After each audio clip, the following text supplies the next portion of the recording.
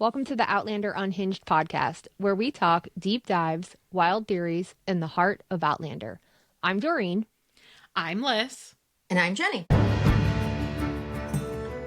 Hello, everyone. Happy New Year, and welcome back to the Outlander Unhinged episode 16.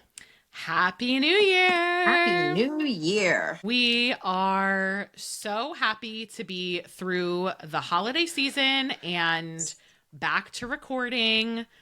Although Katie is sitting out for today's episode and we will miss her. We love you, Katie. Love you. We have an exciting episode prepared that we are so excited to discuss. So, Jenny, do you want to introduce today's topic? Today's topic is the Outlander novellas and why you should read them. So anyone who's been following along with us for any amount of time knows that we are big fans of the novellas. My personal opinion, I don't know if you guys agree, is that even if you're just a show watcher and don't necessarily want to read the big books, The Commitment, you should still try the novellas. There's just so much magic, so many side quests, and those stories, in my opinion, just give you such a different outlook on Outlander as a whole. So today we're going to be focusing on 3 novellas: Exile, A Leaf on the Winds of All Hallows, and The Space Between. So Jenny, since you forced us all to read Exile for some reason, why don't you introduce the story and tell us what stood out for you? I know Doreen hates this book, like with a passion. I really do. But it really is a great book. It looks like this, so it really does look quite different from the other novellas. When she wrote this, Diana, it was, I guess it hit a trend at some point, and it's kind of like a comic book for adults. It's a graphic novel. Graphic novel, yeah. So when I think graphic novel, I think like smut. I don't know. That's why I keep saying it's more like a whatever. It just means animated. Like, it's not an accurate depiction in the artwork. Now, if you were on a live with Liz and I, this little picture right here is what got me banned for 8 minutes. So I have to say, that's a really good depiction. It almost could be Sam. Bad Jenny. So the story takes place from Jamie's point of view. The picture is so terrible. Sorry. Yeah, it's crazy. So it starts from Jamie's point of view before he meets Claire. It's just when he's coming back to Scotland from France. And it fills in the blanks of what is happening prior to Claire's arrival. We meet a couple of interesting characters along the way, one of which is named Kenneth. And that's a really interesting part of the story for me. So let me start off from the beginning. So it starts off with Murtaugh waiting on the shore for Jamie to come home. And Murtaugh sees seals, black seals, in the water. And he has a conversation with Brian, who is Jamie's father. So that does lead us into the whole storyline of Brian being a Selkie. And from there, Jamie comes home. They meet up with Dougal. While this is all happening, back in the future, Galis is getting prepared to travel along with a friend of hers named Kenneth. And the interesting thing is, Galis travels the night that we see Claire at the Stones and she sees her go through. She goes from 1968 to 1732 or 1734, somewhere within there. Now, Kenneth, who goes in, I think it's 2 hours later, he arrives almost 10 years later from her. You would think he would arrive 2 hours later because we do know that time moves at the same pace. So 1 year is 1 year. So why did he end up 10 years down the road? So when he arrives, it's actually right after Claire, and Murtaugh witnesses both of them coming through the Stones. So it's interesting that Murtaugh sees all of this and just never says a word, at least in the books. So from there, you have Kenneth headed over to the gathering. He makes an oath to Colum and the clan, and his job is actually to kill Jamie.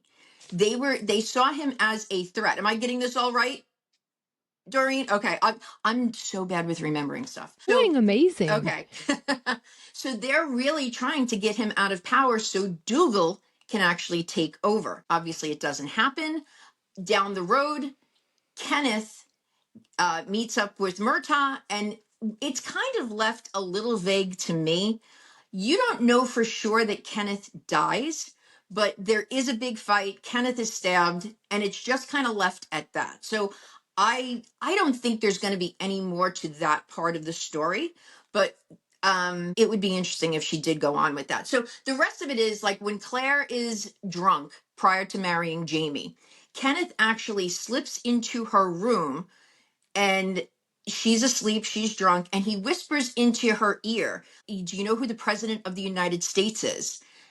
Knowing that if she was a time traveler, that she'd be able to answer that. But she was drunk, so she answered, "Jesus Roosevelt Christ." So he knew immediately that she was from the future. So Galis all along did know that Claire was a traveler because Kenneth had obviously met up with Galis. But what I want to know is where were those 10 years that it took him to get back? That's kind Space of the between. gist of it. It follows the story straight through until Claire and Galis are held at the witch trial.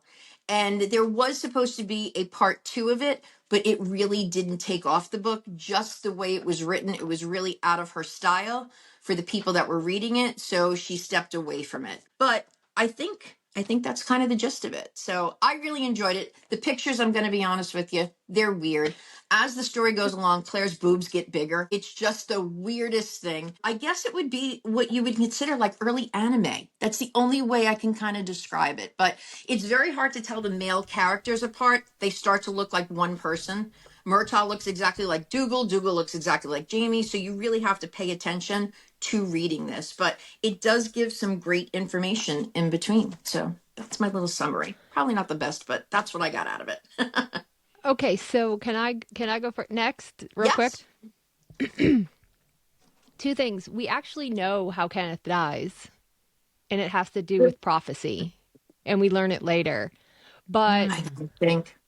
the second thing is that I've always found very, very interesting, and we did an entire episode on the Fraser prophecy, but learning about Kenneth, who is the originator of the Fraser prophecy. He's also known as the Mm-hmm. Brand Seer. So I've always wondered, this was when I started thinking about the time-born artifacts of Outlander. Okay. And for those of you who didn't hear the episode or don't know what I'm referring to, it's basically, you remember in Back to the Future when Marty McFly goes back in the past and he sings that song, but it's a Marvin, I can't even think of the Chuck guy's Berry. name right now. Chuck Chuck Berry Berry. song. And in the show, he holds up the phone and Chuck Berry's nephew is playing him the song, or his brother, and then he hears the song and then he goes on to write it. And you start to ask yourself, well, who is the original writer of that song? And that's a time-born artifact. And that's how I think about the only thing I enjoyed about this dumbass graphic novel was that it made me realize there's really no original source for the Fraser prophecy, because Kenneth reads it in the future in the 60s along with other characters and Galis. And we know Galis knew Claire was a time traveler also because of her notebook, which, Liz, you already Mm-hmm. read that as well, so that's not a spoiler. But it's interesting to me why Diana felt the need to write this graphic novel, and I'd love to hear your guys' thoughts on this, because it kind of makes you wonder, is the Fraser prophecy even real? Because who originally wrote it? If he travels back, he starts telling the prophecy, but then he learns about it in the 60s, but he was the one who created it in history. So who's the original author? That's the only thing I liked about Exile, and then trying to figure out where Kenneth goes. And that's kind of where the space between is a purgatory of sorts kind of came to fruition. So what do you guys think about that? Go ahead, Liz. Okay, well, so can I start with the things that stuck out to me Heck yeah. first, and then okay. So I feel like there are two things in particular that really stood out to me. The first was definitely Myrta and Brian in the beginning, and having the understanding that Myrta was always somewhere in the background. Yes. Even if we didn't see him, even if he wasn't being talked about, he was always shifted, just slightly off center. He was always there, and he was always watching everything unfold. So I think it's pretty clear for me and evident to say Myrta actually knew a lot more about Claire, Galus, whoever you want to say, than he might have let on that he did. And that makes his character incredibly interesting when you start to think about some of the things he says, the actions he took, how he was always by Jamie's side. And once Claire came into the picture, always by Claire's side. I love Myrta so much. And I love that we got this moment of privacy with himself and Brian, especially because we're getting a little bit more of the story of the love triangle that was happening between Brian, Ellen, and Myrta. The second thing really is we gain a much better understanding of Galus and what time she actually went to. Because the first time we see her in the past is when Claire went through in 1743. But we knew that she had to go earlier because by the time we met her, she already had a husband. She already had a profitable business. She already had a reputation. So it became a matter of, okay, but when did she originally arrive? And Jenny, as you said, it was somewhere around 1732, 1734. But then we see her again in 1739. Right. So girl has been hanging out in the past for quite some time. She's been just chilling, taking her sweet time to get the motor running and push that boulder down a hill. So those were really the two things that stood out to me in particular. Can I ask you something? Because maybe you guys can refresh my memory, because actually I'm not clear on this. I know that at some point we learn what Galus was doing and how she was living in that little hovel and she burnt her down with the guy inside. Do we learn about that in Exile? No. Or is that in the main books? Why do I think it was in? It has to be Voyager? in the main books. I don't think it's in past prologue. We get a little glimpse. Being in past prologue. I think it's in Voyager when she's telling the story of when she first traveled and how she had to establish herself and she found that man and she was living on his farm and then she burnt that place down and that guy as well. So you learn, okay, so she's just not killing one husband. She's killing everybody she comes in contact with. She has a tendency of barbecuing her husband. What did I call her the other day? The pitmaster of Craig Nadoon. That's what I called her. I mean, Liz is going to make that into a sticker, guys. Yes. She kills her husband in the future to get back to the past. She kills that first husband. She kills the husband that we see her with. I can't remember his name at the moment. And more than likely, probably poisoned the other gentleman who we find walking along the moor. That's my opinion on that. Duncan Kerr. Kerr, yeah. So, she probably did something to him, So, yeah, I would not take a drink from her at all. Okay, I didn't mean to interrupt you, Liz. I'm sorry. I just couldn't remember if that took place in Exile because sometimes it just all kind of blurs together. Yeah. Yes, agreed. Absolutely. Agreed. Okay, so Doreen, remind us of your question related to Kenneth, because I know we're kind of taking a back route to get to that. You were asking about Kenneth and the Fraser prophecy. I was just wondering if you guys viewed it as a time-born artifact as well, similar to the Boogie Woogie Bugle song that Myrta and Claire do, because if someone hears that, who's the original author of it? And things that get brought back all throughout the books, you have to wonder, even penicillin. Right, so I have an interesting thought on that too. If we think about Claire back on the ridge, she's done her darndest to make penicillin.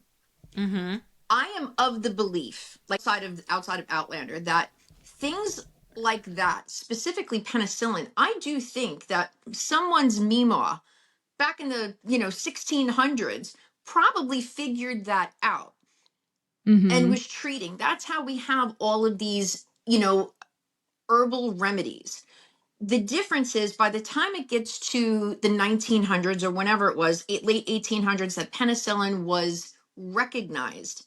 That person only got the credit because we had newspapers, towns were bigger, word of mouth was bigger, and it was, maybe just a better publicist, So Yeah. it really is Better interesting to me PR. that Yeah. we don't really know who the originators. Now, I'm not trying to be, tinfoil hat here, but these herbal remedies are things that absolutely exist and absolutely do work, although I am a big believer in doctors and medicine. But I think Sure. that's Yeah. kind of like a time-born artifact as well, that there probably was somebody messing with bread and putting it on somebody's leg, and it probably Mm-hmm. healed with it.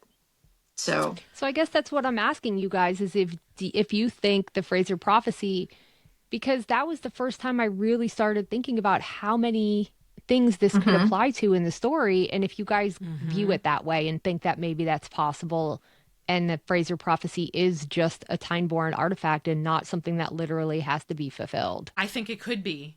I absolutely think that it could be. And I think that when we think about time in Outlander, or the Mobius as we like to talk about it, there are so many different events that happen where people are hopping on and off and they're interacting with time, they're interacting with space, they're interacting with momentum, and then they're gone or they show up in another place later.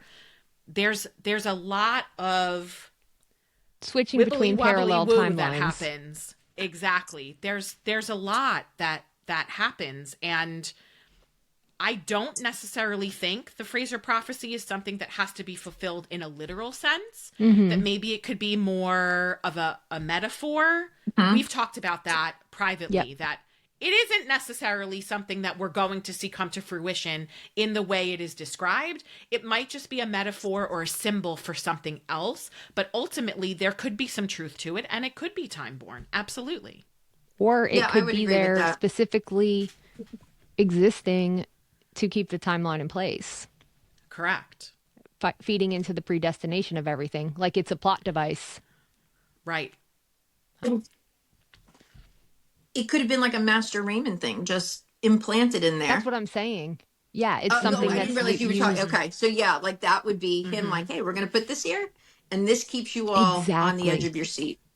Right. So, Mm-hmm. yeah, Mm-hmm. I So I kind of agree. think that was the point Absolutely. of Exile, was to give us a little bit more of a backstory about how the prophecy originated, to show us that when you go through the stones, there's no guarantee you can get lost for a long time. And I think it For was just 10 Yeah. the years. point, like any of the novellas, is to show you more about the magic system that doesn't necessarily get revealed. So, and I Yeah. think one of Let me the just novellas that, oh, go ahead. go Yeah. ahead. No, no, no, go ahead. Finish your thought. No, go ahead. Please. I want to hear what you had to say. Um, I wanted to add on what Liz said, that Murtaugh always seems to be just on the edge of what's happening. Interesting part of Mm-hmm. this story is that the scene where, and we see it in the show too, they have just escaped the witch trial. They're Claire and Jamie are by themselves. What we don't know is Kenneth is right in the background there, and he is going to attempt to Mm-hmm. kill Jamie. And lo and behold, out of the woods comes Murtaugh, and that's where that fight takes place. I'm not really good at like heating stories here, but the things that I can remember, I'll You pop did in. really But yeah, so well. once again, it does show that Murtaugh, when he said he would take care of Jamie, he meant that he was always going to be just to the 10 paces behind, never interfere, but truly take care of him. So yeah, one of my favorite characters, Murtaugh. But that was that. Yeah, I That would. was a I great mean, job. That was awesome. I think you do great. Give yourself some grace, Jenny. But Yeah. one of the novellas that I think also gives us the biggest insight into some magical elements are the next two that we're going to talk about. I'm going to let Liz introduce The Love of Her Life's book next, because if I introduce this one, we probably would have big problems. She's, for those of you who don't have a camera, I she's must gently massaging the book. I am. I must Into have my told heart, into Liz, my body. I'm like, if you don't read this book, we're not friends. Like, I am not kidding. You have to get on this. And she did. I received enough threats from Jenny that I decided It's time. you better just read the book, because it's very clear that unkind things are going to be said to you if you don't read the book. So just read the book. Just read the book. I'm going to be like Murtaugh. I'm going to be outside your house like, bitch, did you read this book yet? That's, it's true. So if you don't want Jenny coming after you, read Leaf. Just read Leaf. So I am absolutely thrilled and honored to introduce to you A Leaf on the Wind of All Hallows, which I want to say, out of all of the novellas that I have read thus far, there are two that have been completely life-changing for me. One will be discussed later, and Leaf is the other one. And I still to this day think about Leaf at least once a day. It was that moving of a story for me, and that intense of a story, that it actually changed the way I think about Outlander, but also the way I think about reading, because this novella took me for a ride that I have never been on before in my life. So A Leaf on the Wind of All Hallows is essentially the backstory of Roger McDaddy-Woo's parents, Jerry and Dolly. And Jerry is an RAF pilot, and he is working in the British military during World War II time.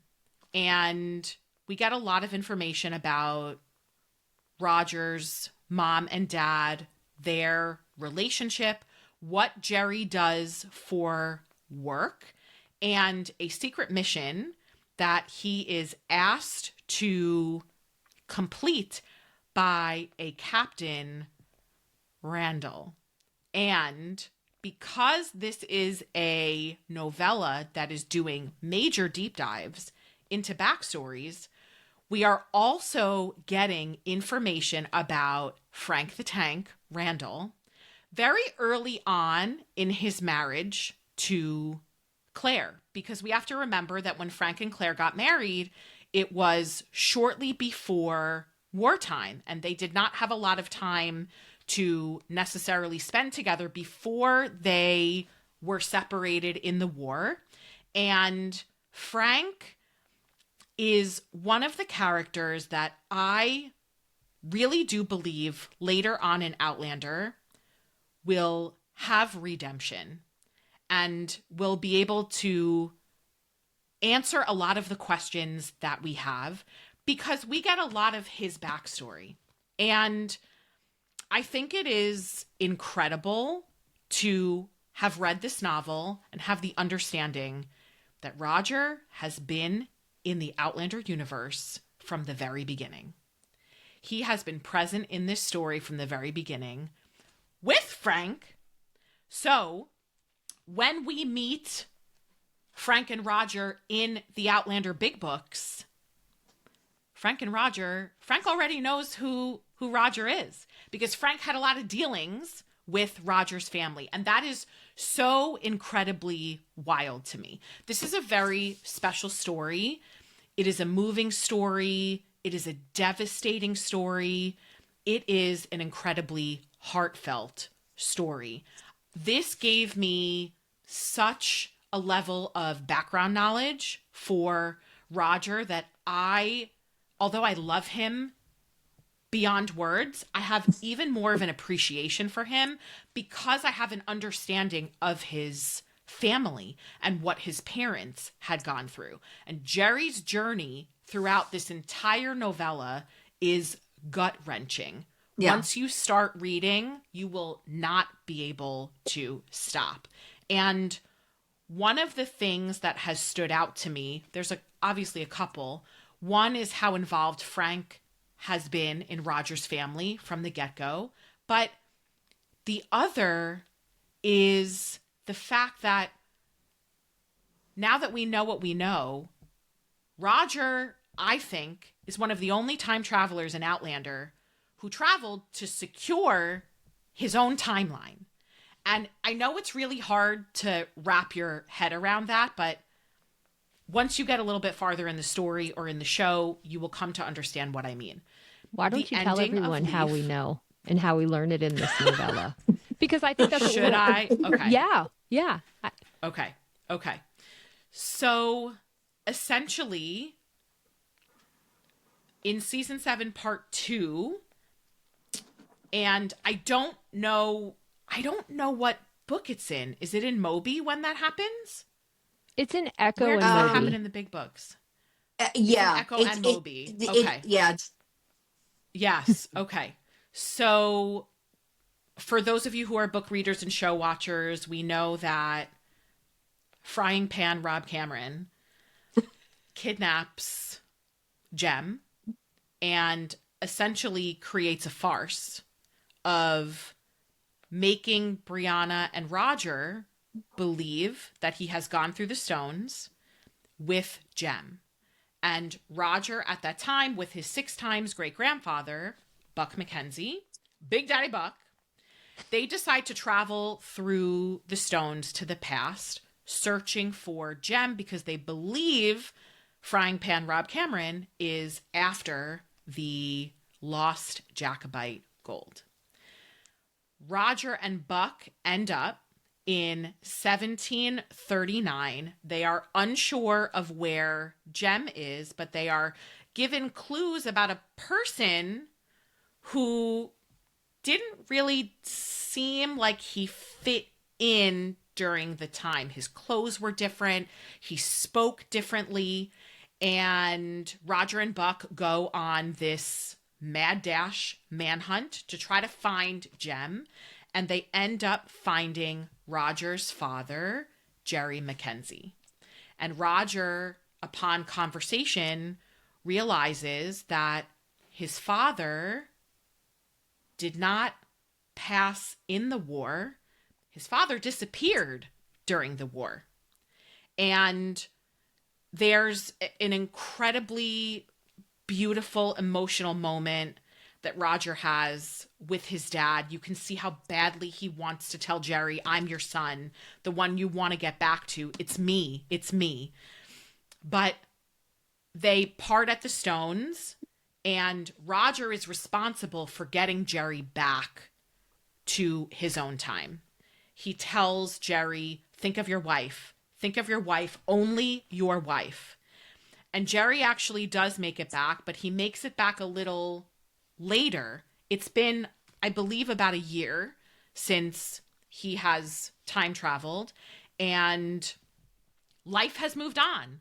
The world has continued to turn, and the ending of Leaf, I think, is the part of the story that I cannot stop thinking about, because it solidifies for me not only how important Roger's character is, but the fact that there are other people at play.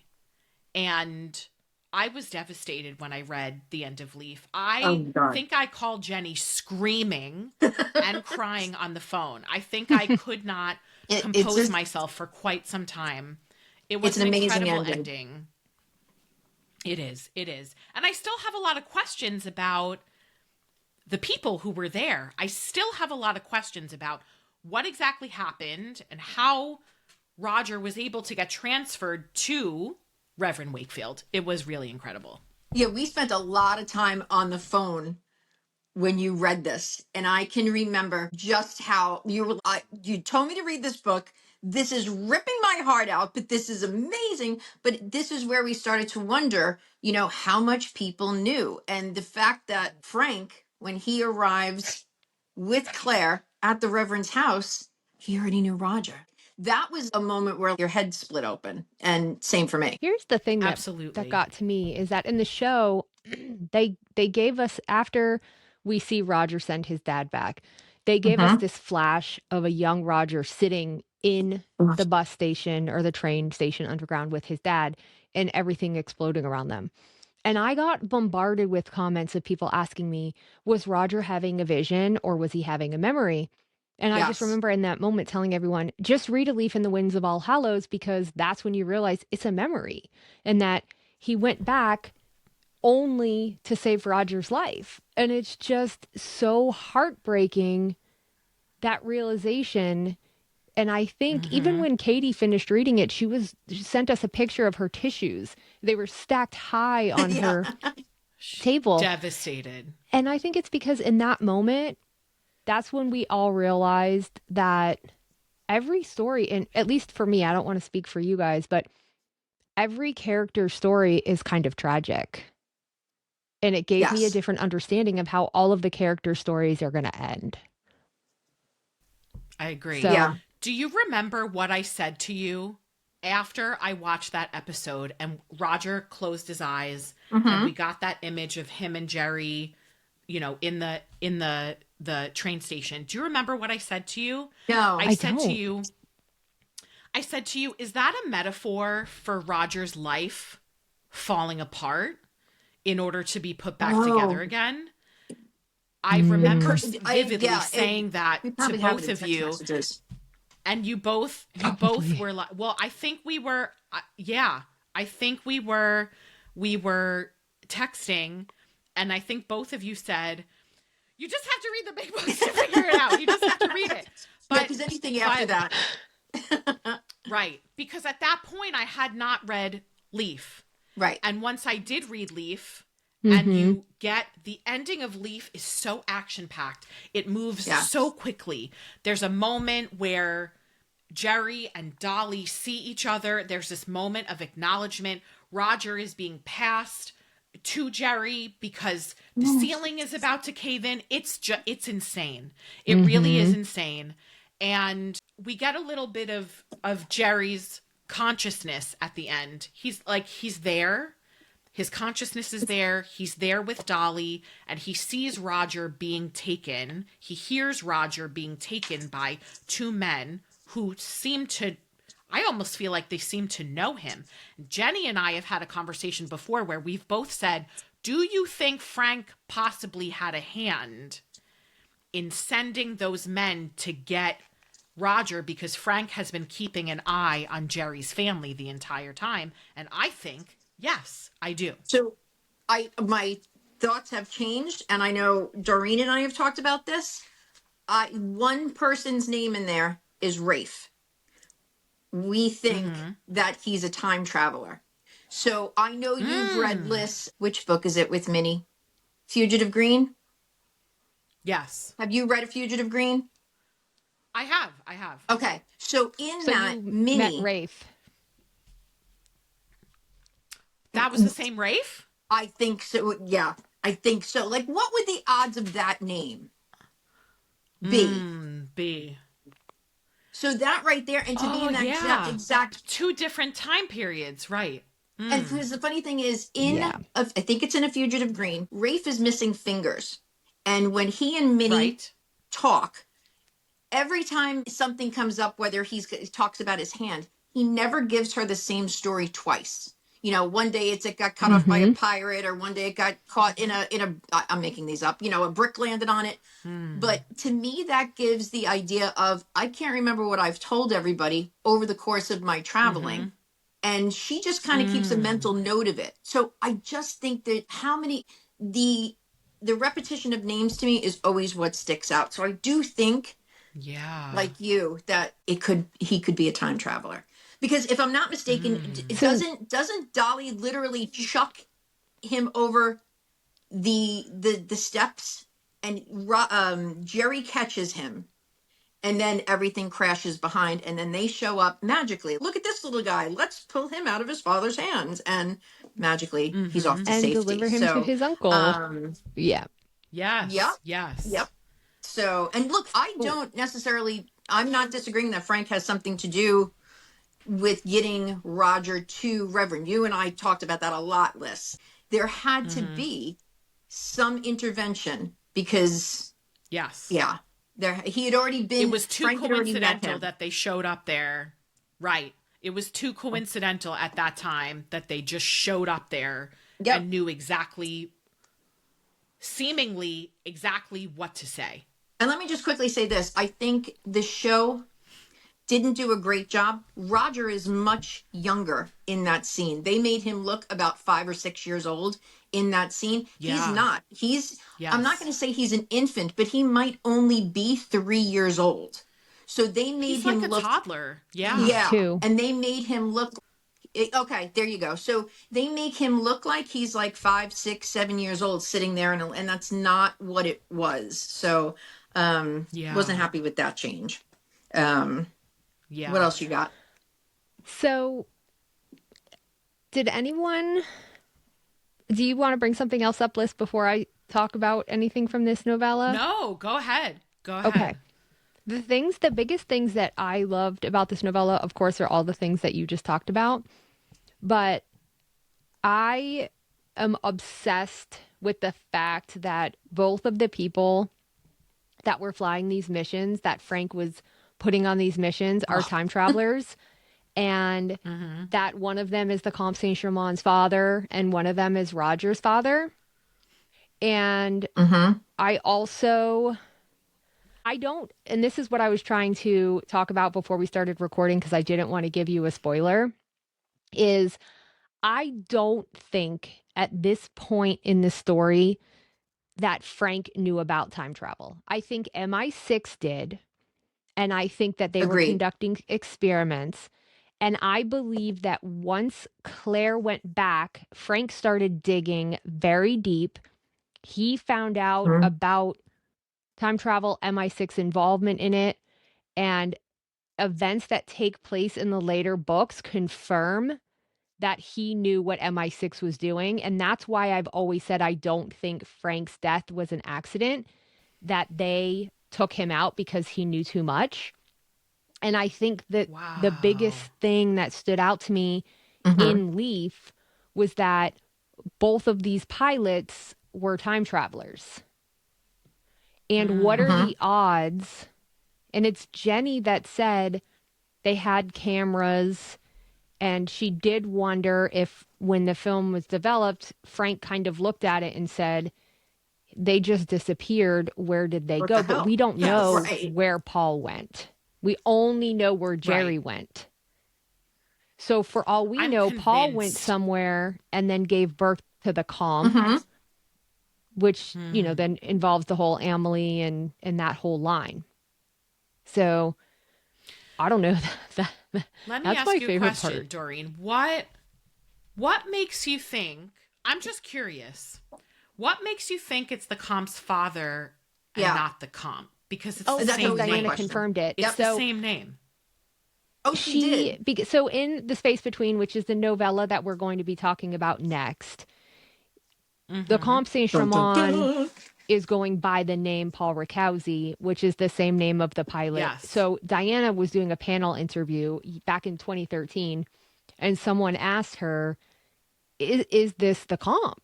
And she said, no, but it's his direct ancestor. And they said, well, how many generations? And she said, just one. And so Oh, when you start, wow. and if you Okay. start looking through history, the real figure Mm-hmm. of the Comte Saint Germain, Mm-hmm. his father's name is Paul Rakowski. And she has said she based Yes, I him knew that. on the real historical figure. Mm-hmm. The So, I mean, to me, that's kind of, but confirmation. yeah, yeah. Mm-hmm. But I feel like I have to Wow. preface this by saying this is my opinion because people think I'm wildly out of touch when I say that Master Raymond is who was guiding the Montauk Five because there's two 4 feet tall, white haired shamans that know how to shapeshift. I don't know. You and your People can be misinformation. quiet. Uh, Yeah, how People oh don't dare know my what they're you? lord. talking about. The people who say that are the people who do not know how to Outlander correctly. And that's all I will Mm-hmm. say. So I think one of the things that Liz had said that really stood out to me when she was talking about Leaf when she first read it, which I had realized, but I never put much value in it until she framed it the way she did, was that Roger ensures his own timeline in this novella. And I have tried with all my might because I cannot stand, I will admit it, I'm not humble. I can't stand when I can't prove something about a character I don't particularly like. And I was on a mission to figure out what other character has ensured their own timeline. And on some level, all of them have in some ways, but not in the way that Roger has. And I have always said that I think his ultimate role is to be the one who, at the end, shepherds everyone into the space between. And I think this is you kind of gave me that extra evidence of that when you pointed this out to me in the novella. So when you think about it, and it means so much coming from you, because I know that you put a lot of thought into these books and this story. And it means a lot when you say, like, I've tried to debunk it and I can't debunk it. And it means so much, because if we think about it, realistically speaking, based on the story, Roger travels to the wrong time in 1739 because he needs to send his father back so that his father could save him in the future. And that's the whole insanity of Roger's story, and also what makes his story so incredibly heartbreaking, that he has to lose both of his parents in order to survive and continue his story and make his way onto Jamie and Claire's timeline. And it really is so incredibly wild to think about. Did we not spend an entire day on the phone doing this? We did. You and I, like, we did. had names written down. When I was moving, I'm not kidding, I just kept texting her. I'm like, I found another like tiny little note written somewhere, like all over the house. And yeah, because we started playing 6 Degrees of Claire and Jamie. And we started to talk about all of the people who we meet along the way and what they have to do with Jamie and Claire, but also what they have to do with other characters in the story. And we started making all of these crazy connections, and we didn't uncover anything that we didn't necessarily already know, but we were able to gain a better understanding of how, like, the web in the Outlander universe works when you start to think about how people are connected and what they have done, and how maybe people are linked together forever at that point. Yeah. It was really incredible to it was something good. something that I don't know that we've ever talked about, but that I think about quite a bit, is both of Roger's time travel, both the first time that he went through and when he went through to look for Jemmy. The consequences that he received were because he was thinking about his father. So the first time he tried to go through, he was pushed out of the stones and almost burnt alive because he was thinking about his father, and he was trying to go to a time in which he existed already. Roger already existed and was alive. The second time, I mean, then he goes to Bree because he thinks about Bree. But then the second time that he goes to travel to try and think about Jem, he goes to a place that ensures that he lives his own timeline, thinking about his father. So you have to wonder, what is the significance of when Roger is being drawn to the stones, he's thinking about his father, and how significant that is to the story. Yes. So, I don't know.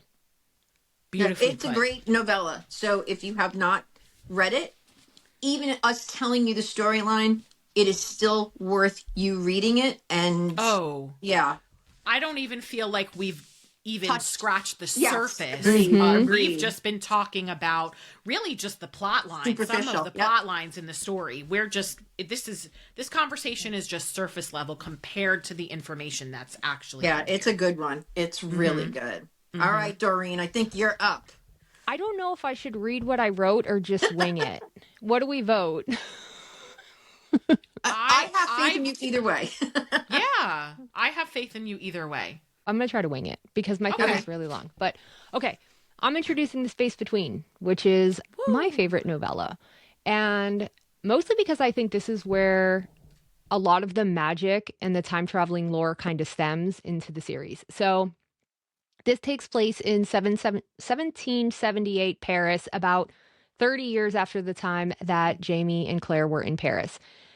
We, from the jump, learn that the Comte Saint-Germain has survived and that he's a time traveler and that he is actively looking for Master Raymond to help him understand time travel and to travel to the future. We see that he's experimenting with rats, and I know we're going to talk about that because Jenny has a lot of thoughts about the rats. And that he is visiting a brothel where he is trying to impregnate a woman who has the blue light aura. And to that point, we learn that that the Comte has the ability to see the auras of other characters. We find out that he had been spending the last 30 years time traveling through various time periods and that he was canoodling with a woman named Melisandre, aka Galus, who taught him all about time travel, about the Standing Stones, and who he also impregnated. Captain Ezekiel Richardson. So we don't know that. That's just a theory. It's not a spoiler. It's not a spoiler. This is one of our my big theory. theories. Yep. It's just wow. It's all the right timeline. Okay. Yes, it's Okay. just a theory. I just blew Liz's mind. She thought I gave her a spoiler. Now she's trying to process. I didn't. It was like just a moment of shock. Okay, keep going. The book also follows Jenny and Ian's, their second son, Michael. I think it's their second son, right? Hold on. Their second son. Jamie One, is two. first. Second, yes. I have a list here. And he is escorting Jamie's stepdaughter, Marcelly's sister, Joni, to the convent because she is trying to escape these voices in her head that are giving her prophetic visions. So, of note, the Comte is still super angry with Claire and he mistakes Joni for Claire's child and he kidnaps her. And chaos ensues and Michael ends up saving her. Now, there's a couple times that Comte is looking for Master Raymond. When he arrives at his house, there's a cat that is watching him. That's important. He goes to the brothel and there is this snake. And this snake is said to be almost human-like and communicates with the brothel owner, which I always think that Master Raymond is a shapeshifter and that he's also using animals as familiars. So later, after he's asking, I'm looking for Maitre Raymond, I'm looking for, and asking the lady, Raymond finally comes to him in a cave and they're having a conversation. And he asks the Comte, he's asking him about time travel, just all of these things. And he notices that Master Raymond is significantly younger than when he had met him in Paris. So Master Raymond asks the Comte in that moment, what is the ultimate goal of the alchemist? To which the Comte replies, to transform matter. And then poof, Master Raymond disappears and a gray cat appears. And again, later in the novella, the Comte is taking Joni down to this cave where he is time traveling. He has all these gemstones. He's trying to get to the future. He's trying to hear if Joni is really Claire's child, if she can hear the stones. And Michael ends up rescuing her and Raymond shows up and he puts them in what I refer to as the sound bubble. And he starts telling the Comte how you were one of mine. You have a blue aura. They're talking about going to the future. And then Joni, who all her prophetic visions in this book have been about seeing people getting ready to kill themselves or do something that is going to injure or kill someone else. And she quickly says to them, don't do it. And then poof, they both disappear. So then Michael and Joni kiss and we really have no idea what happens. We have no idea where the Comte and Master Raymond is. So the biggest things that stood out to me in this book that I'd like to talk about and hear what you guys think is the Comte impregnating Galus and all these other women to create anchors so that he can travel in time. Where the fuck did Master Raymond and the Comte go? Sorry, I can only use the F word because that's really, and the sound bubble, like I view the sound bubble and the way that the Comte is talking to the rats. Jenny, I'm going to let you get into that because I don't want to take that. I know that's your thought. Is kind of the space between, and they're accessing it in their mind. And I view that as the same way as Jamie is able to access the space between in his mind through his visions of the future and astral project himself. And I want to talk about that aspect of things. So I think that's pretty much the gist of it. I winged it. I'm pretty proud of myself. No, that was good. That was excellent. Little synopsis there. You did amazing. What do you guys think about those points that I said? And did anything stand out to you more than what I just spoke about? I guess the one thing that stuck out for me is at the end. Well, and it's almost at the end when they're in your silence bubble. Is that, as you said, Joni continually sees visions of people almost ending their life, and Mm-hmm. at the end, she says to the Comte and uh, Master Raymond right before they disappear, "Don't do it." And I am Mm-hmm. desperate to know Mm-hmm. what that meant. Where were they Mm-hmm. going? What was happening? That's What the if one it's thing someone that else's death? I just want to piggyback on that yeah. because that's one of the things that stands out to me also, just Mm-hmm. that moment in general, but also throughout the novella, the comp has this fear of his own death. Mm-hmm. He desperately wants to avoid his own fate, his own Mm-hmm. future. And when he finally has this moment, he's been looking for the frog the entire novella. When he finally has this moment where he's face to face with Master Raymond, he's almost like screaming at him. It's like you could see them, even though you couldn't hear anything, you could Right. see Mm-hmm. them having this argument, screaming at each other. And the comp is telling Master Raymond, tell me how to go forward. Tell me how to do it. And Master Raymond is saying, it's very dangerous. It can't just be any simple thing that you do. Because for the comp to see Raymond significantly younger than when he met him, he knows it's possible. He just doesn't know how it's possible. And I always thought the comp's anger and his fear of his own fate was so interesting. So when Joni says, don't do it, and then they both disappear in a cloud of smoke, you're right. What the hell just happened Right. and where did they go? Absolutely. And That's now that. to go back with that, I almost said this before we started to film, and Doreen's like, "Stop, write it down, save it for filming." So, here's my thought on that. We know that Master Raymond says that traveling forward is dangerous, and that's one of the things Mm-hmm, that he's telling the Comte in this moment. So, this is my mm-hmm, question for that. We know it's if traveling forward is dangerous, and he's making anchors. What's the line where going forward isn't dangerous? So I don't know if that makes sense. It does make If sense, but you're, yeah, go ahead, go ahead. the thing is okay, two things I want to say. I think Master Raymond being young is because we're seeing Master Raymond on his own timeline.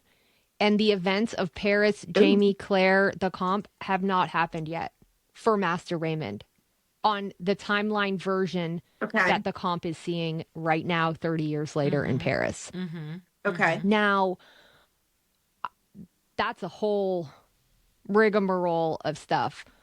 But to your point, what you're saying, oh man, I just lost my train of thought. Hold on. People complain that I do this, and here I am doing it. We're not complaining. We love it. yeah, We love you exactly. for you. We I love you What were for guarantee you you. everybody's waiting at the edge of their seat. what were you just saying?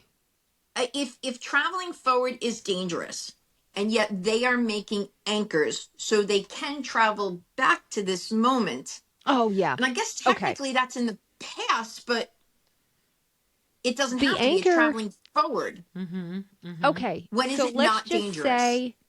let's just say that he impregnates the blue light woman at the aura right now in Mm-hmm. what is it, 1778? Something like that. That child mm-hmm, will grow up in say 50 years. So in theory, once that child is born, it is existing 50 years in the future. Right. So he could in theory use that as an anchor for 50 years. But if that mm-hmm, but that child has a child, so it's more about how many levels of separation can you have. And I mm-hmm, think he's trying to go forward because he thinks to himself, if I go to 1980 and I have a Mm-hmm. baby there and it's my first generation, like one descendant, that's an anchor. I can meet the child, I can see the child, and then it will be safe for me to just hop there whenever I want. Because we mm-hmm, also know there's a lot of evidence that every time they travel, that they're getting weaker, a lot of them. And Right. also, you had talked a lot about how why does he care so much to figure out how Raymond poisoned him and how he survived it? Why is he experimenting on these rats over and over again, trying to figure that out?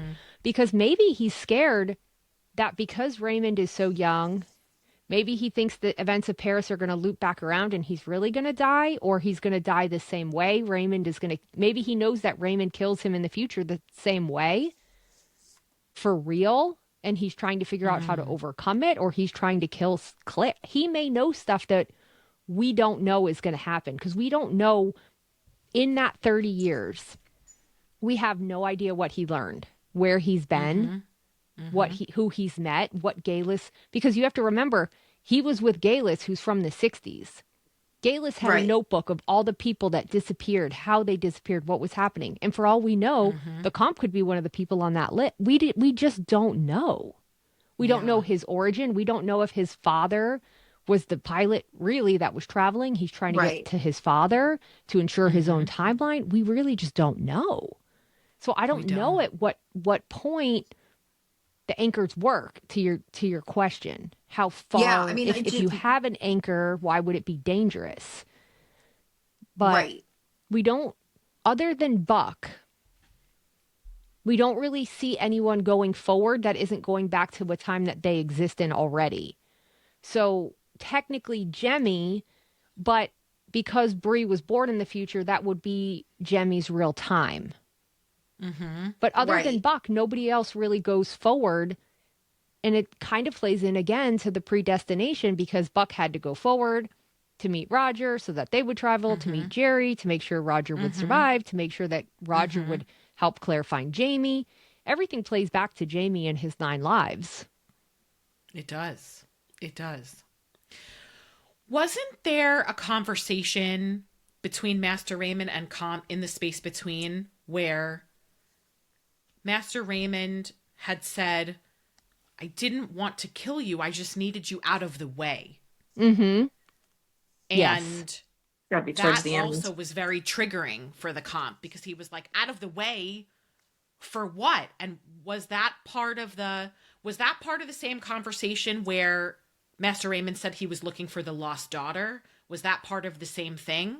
I think so. And it was also when he told him, of course I wouldn't kill you because you're one of mine, in the blue aura. And that's when the Comp said, oh, so all of us have the blue around us. And he explained to him, like, not everybody, but all of, yes. I can't keep track because they have 2 conversations and I can't remember which one consisted of which. But I think the first one, when they're talking about the alchemist and he turns into the cat, or he is using the animals for familiars. I think that's when that conversation takes place. And I just want to say something totally off topic, you guys. Liz just finished Fiery Cross, and she got to read about the Montauk 5. And she sent me this text and she sent me this video, and she's so excited. She's like, Doreen, you were right about the shape-shifting. And I'm like, thank you. I did. I couldn't believe it. I was like, she's right. This whole time, she's been right. It's true. And I just read the part of book 6 last night with Wendigo Donner and Claire. And so I feel like there's definitely more of that coming. And it's honestly, the books are getting so good. You guys, if you are stuck on the Fiery Cross, just audiobook it. Just get through it. Book 6 has been so good. The second half, I do want to say, in the Fiery Cross, around chapter 52 is when that book starts to get really good. But just skip the first half of the book if you have to, or just audiobook it. But it's so worth it. And once you get to book 6, it's like a breath of fresh air. Yeah. That's probably why Diana called it a breath of snow and ashes, because what a deep breath you can take after you finish the Fiery Cross. I think we talked about doing an entire episode about Liz's experience reading the Fiery Cross and our experience reading the Fiery Cross. Maybe what we'll do is we'll just make an episode and tell you guys everything that happens in that book so you don't have to read it. Yes, read it. That would be great. Correct. We read the Fiery Cross, so you don't have to. There we go. There we go. I love it. I love Oh that. my God. Okay, I think we're Um, getting ready to hit time, so I just want to say something really quick. A lot Yes. of people ask me, I don't want to read the books because I've already watched the show. And I want to just say, and I said this at the beginning, you really should read the novellas, even if you're not going to get into the big books, because Mm-hmm. especially Leaf, which is what Liz was talking about, and The Space Between, which is what I was talking about, these events take place right now where the show is. right. So you can Mm-hmm. pick those up and just get so much more backstory leading into season 8. Because season 8, if they follow even 1% of book 9, is going to have a lot of magic. A lot of magic. And I feel like these novellas may Yeah. help prepare you for that shift. Yeah. Mm-hmm. So, God, I hope Good so. advice. Great advice. yes. I hope it does. Yeah. I it will be interesting to see how the show will start to bring in some of that, but we're just going to have to wait and see what happens. Mm-hmm. Yeah, I think I'm so. not confident we're going to see magic. I think it's going to be put into practical ways for the Yeah. I show, do too. which is But I disappointing. just am Uh, I'm just holding out Go hope ahead. because I'm it just Yes, holding agreed. out hope because Agreed. it's my favorite Yeah, book. considering the backlash Oh, that Stranger Things has gotten with their last See, I episode, liked it. I did too. I really liked the epilogue at the end. I don't think you've watched it yet, Liz, but there's this, when I I tell you haven't. it's a fever pitch right now with people thinking like Mm-hmm. there's a new last episode, like the rabbit holes people are going down, it makes us look like amateurs. Like it's insanity out there right now. Um, Yeah. I really hope that if we ever got to say something to the writers of TV shows, like adaptations of books or whatever, or even new shows like Stranger Things, we want to look at these shows and books and we want to pull it apart. So if you're Mm-hmm. going to put something in the background, we want to know what that means. Like, I really think the writers today have to step it up because we are, as much as I think some people are dumbing down, I do think that there is a movement of people who really want to pick apart these shows and pick apart these Mm-hmm. books and find the deeper meanings to them. So, stars, get on it. I don't know. That's my 2 cents. Matt Roberts, we hope you're listening. Oh boy. We want to pick this stuff apart. We want a deep dive. I Doreen mean, said, "Oh boy." or maybe just don't adapt a book with heavy fantasy and magic elements and then cut it all out. We love the love story, Right. but give us the truth. Mm-hmm. So, Absolutely. Yeah. Absolutely. Yeah. If we're going to suspend reality, we want to go head first in. So, Yep. We want to dive right in. Yep. exactly. That's true. That's true. Okay, I think we're at time for today. So thank you everyone for tuning in. As always, we appreciate your feedback. If you're not already, please follow us at Outlander Unhinged on YouTube and TikTok. And our social media personal bios are listed in our Spotify and Apple and YouTube profiles. We love hearing from all of you and getting feedback on what you want to hear. So thank you again for tuning in. And until next time, we will see you in the space between.